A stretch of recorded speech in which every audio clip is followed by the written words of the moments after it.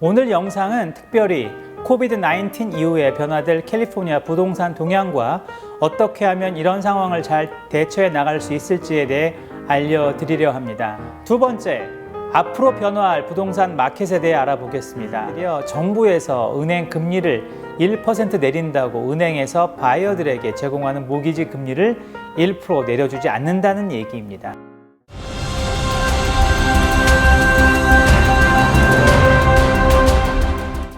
안녕하세요. 케빈의 미국 부동산 이야기의 케빈 킴입니다. 한 달 만에 다시 인사드립니다. 여러분 잘 지내셨나요? 여러분 건강 잘 지키고 계시죠? 3월 초부터 점점 이 사태가 심각해지더니 이제 미국 내 확진자가 100만 명을 넘어갈 것 같습니다. 너무 안타깝고 긴장이 되는 상황이라 언제쯤 이 사태가 진정되고 예전 상황으로 돌아갈 수 있을까 너무너무 걱정이 되고 있습니다. 저는 간간히 사무실에 출근해 일도 보고 손님들과 통화도 하고 있지만 가끔 텅 빈 주차장의 모습, 테이블 위에 의자를 올려놓아 오로지 투고만 할 수 있게 해놓은 커피숍이나 식당 등의 모습을 보며 너무 안타깝고 예전의 당연한 모습이 그리워지곤 합니다. 오늘 영상은 특별히 코비드-19 이후에 변화될 캘리포니아 부동산 동향과 어떻게 하면 이런 상황을 잘 대처해 나갈 수 있을지에 대해 알려드리려 합니다. 잘 한번 들어봐 주십시오. 첫 번째, 부동산 가격 변화에 대해 알아보겠습니다. 미국에서 주택과 자동차는 정말 꼭 필요한 부분인데요. 그렇듯 늘 수요와 공급이 맞물려 움직이고 있습니다. 그런데 요즘 이 상황이 서서히 깨지고 있는 조짐이 보인다고 하는데요. 먼저 재택근무가 늘어나면서 자동차의 구매도 많이 줄어들고 있다고 합니다. 그리고 많은 분들이 단기적으로 직장에서 레이오프된 상태라 개인 소득이 줄어들고 있어 렌트비와 모기지를 내야 하는 상황이 점점 어려워지고 있는 것도 사실입니다. 미국에서 사는 분들의 70% 정도는 매달 버는 수입에서 저축을 하지 못한다고 합니다. 일반적인 상황에서 매달 수입이 있을 경우에는 문제가 없었지만 임금이 줄어들거나 없어진다면 어떨까요? 처음 한두 달은 견딜 수 있겠지만 기간이 길어지면 당연히 제일 먼저 크레딧 카드의 사용량이 늘어날 것입니다. 그 다음은 기본적으로 꼭 내야 할 렌트비, 자동차 혹은 모기지 비용을 내지 못하는 상황이 생길 수도 있습니다. 여러분 잘 아시겠지만 자동차 페이먼트, 주택비용, 유틸리티 비용 등은 신용거래가 불가하기 때문에 이런 부분들에서 많은 분들이 제일 먼저 부담을 느끼게 될 것입니다. 그렇기 때문에 당연히 주택 구입보다는 생활에 먼저 필요한 현금을 더 가지고 있으려는 성향이 늘어날 것이며 당장에 나갈 지출을 줄이기 위해 노력할 것입니다. 그렇기에 신규 주택 구입자들의 숫자는 많이 감소할 것으로 보입니다. 수요와 공급이 가장 뚜렷하게 보이는 주택 시장에서 수요가 줄어든다면 어떻게 될까요? 주택 가격은 당연히 감소할 것이며 셀러 마켓이 아닌 바이어 마켓으로 전환될 것으로 보입니다. 그럼 이 상황이 언제까지 이어질까요? 제가 조심스럽게 말씀드린다면 확실한 코로나 백신이 개발되어 사람들의 심리가 안정되는 시점이 되지 않을까 싶습니다. 좀 더 간단히 얘기 드린다면 최소 1년 반에서 2년까지는 이런 현상이 두드러질 것으로 보입니다. 두 번째, 앞으로 변화할 부동산 마켓에 대해 알아보겠습니다. 현재 LA 카운티 지역은 쇼잉이 금지되어 있습니다.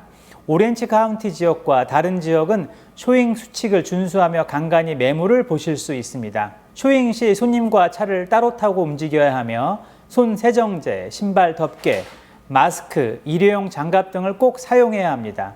집주인은 쇼잉 전후 집안 소독을 실시해야 하고 이 수칙은 이 팬데믹 사태가 진정될 이후에도 꽤 오랜 기간 유지될 것으로 보입니다. 이렇듯 여러 가지 불편한 것들이 많아짐으로 인해서 집을 보러 다니는 분들의 수요도 줄어들 것으로 보입니다. 반대로 셀러도 여러 가지를 준비하거나 방역에도 신경을 써야 하기 때문에 더욱더 불편할 수밖에 없을 것 같습니다. 파시려는 집이 비어 있다면 조금 상황이 낫겠지만 해당 집에 거주하면서 집을 파신다면 불편한 것을 넘어서 불안할 수 있기 때문에 정말 집 쇼잉이 쉽지 않을 것으로 예상이 됩니다. 제가 예상하기로는 앞으로 3D로 구현되는 집들로 사이버 공간에서 간접적으로 이루어지는 쇼잉이 급증할 것으로 보입니다. 그렇기에 셀러는 이런 소프트웨어를 사용한 디테일한 집의 구조나 상황을 보여줄 수 있는 자료나 영상을 잘 준비하셔야 할 것 같습니다. 그리고 좀 더 파시려는 집에 대한 실측 자료 등도 준비를 하셔야 할 것 같습니다. 현재 3D로 집안 구조를 보여주는 분들이 늘어나고 있지만 이제는 거의 모든 집들이 이런 데이터를 준비해야 하며 특히 집 외부나 집 주변에 대해서도 이런 자료와 영상이 필요할 것으로 보여집니다. 또 바이어는 이런 자료나 비디오를 잘 참고하셔야 하며 주변 지역 자료나 그 집에 대한 데이터를 좀 더 면밀히 확인하고 비교해 보셔야 할 것이며 내가 볼 수 없다면 그 부분의 자료를 면밀히 검토해 보시고 최소한 집안을 볼 수 없다면 해당 집과 주변을 차로 돌아보는 것 정도는 해 보셔야 할 것 같습니다. 예전에는 주택 매매 거의 대부분이 오프라인 투 오프라인이었습니다. 직접 보고 만져보고 구매를 했다라는 것이죠. 그러다 몇 년 전부터는 온라인 투 오프라인, 즉 인터넷이나 사이버 자료, 영상 등으로 집을 알아본 후 해당 집만 직접 눈으로 확인하고 매매를 하는 것을 말하는데 시간의 여유가 없거나 지역이 좀 멀어서 원활하게 쇼잉을 할 수 없는 분들에게 해당되었습니다. 하지만 이제 앞으로는 온라인 투 온라인 마켓이 굉장히 늘어날 것으로 보입니다. 요즘 재택근무나 직접적인 사람을 만날 수 없기에 화상 미팅이 굉장히 활성화되고 있는데 그 개념이 주택 시장에도 적용될 것으로 보이며 이런 데이터를 잘 활용하는 셀러나 바이어가 더 늘어날 것으로 보입니다. 그렇기에 이런 툴이나 개념을 잘 이해하고 접근하시는 분들이라면 이런 상황에서도 효과적으로 집을 파시거나 구입하실 수 있지 않을까 생각해 봅니다. 참, 그리고 한 가지 모기지 융자 부분에 대해 말씀드리려 합니다.